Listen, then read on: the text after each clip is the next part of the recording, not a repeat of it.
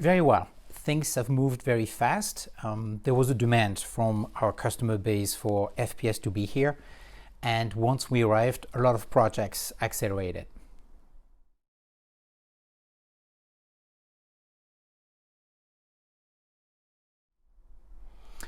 Oh yes, very much different. I often tell Europeans that the difference between Americans and Europeans is almost as wide as the difference between Japanese and Europeans. But because Europeans speak English for most of them and they have access to a lot of American culture and entertainment, they feel they know the US very well. But I would say they don't.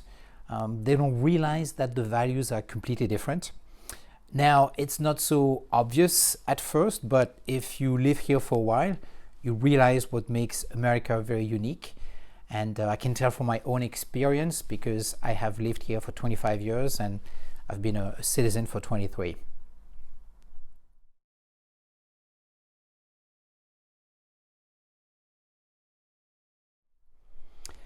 The majority of the sales are for customs isolators for high potent APIs. At FPS, we really focus on the process of the user and we find creative ways to improve ergonomics and ease of use, while of course we guaranteeing the low containment performance target. But when the toxicity of the product is lower, we can also design different systems like an semi-open structure, for example, a laminar airflow or a downflow booth. We also design isolators to work in aseptic conditions. That's typically used for liquids. During the process, you must keep the sterility of the product, and therefore you need an isolator or another type of containment.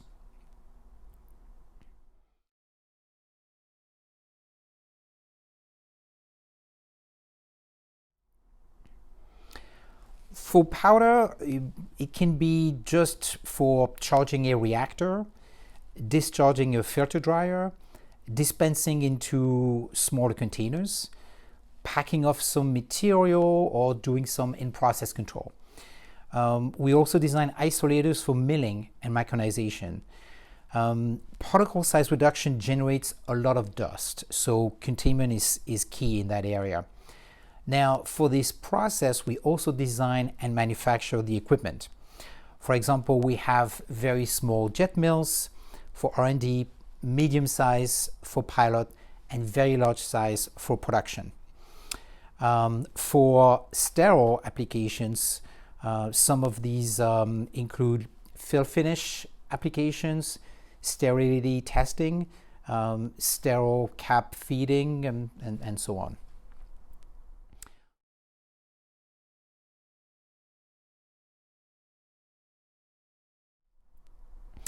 Well, more and more we deal with toxic powder that is sterile. ADCs are an example. The powder must be kept sterile until a certain point, and then the isolator must protect the operator from the toxic product.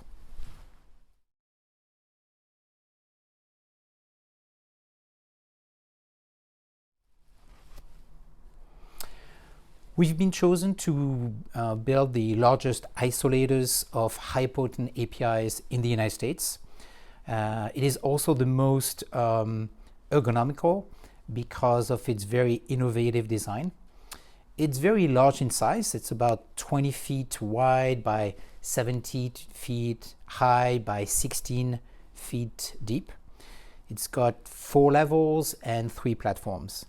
So the full system can be used for continuous milling and micronization of large commercial quantities. But because of its unique design, a few chambers can be used to make a small batch. So such a flexibility in a large system is pretty unique, and the containment level also for such large quantities is very high. It's about 50 nanogram per cubic meter.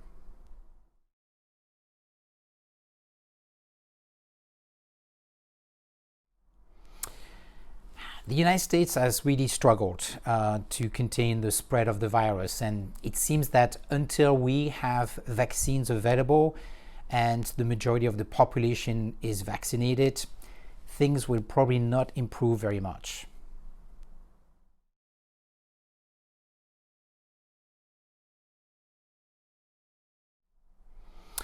Well, there was a huge push, there is a huge push by some companies to pursue the vaccine. Um, Other companies that are not involved in this search continue to operate almost at normal level, but because of the disruptions caused by COVID, some investments are postponed. Now, there's a certain level of stability in the pharmaceutical and the biotech industry, so I expect the activity to resume to a normal level fairly quickly after we overcome the pandemic.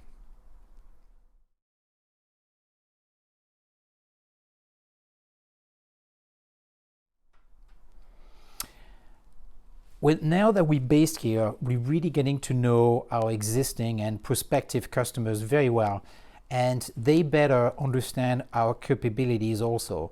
So our relationship with them is getting much stronger, and that opens up another level of cooperation, which is very exciting. So I really expect good success in the coming years and continuous collaboration with our customers.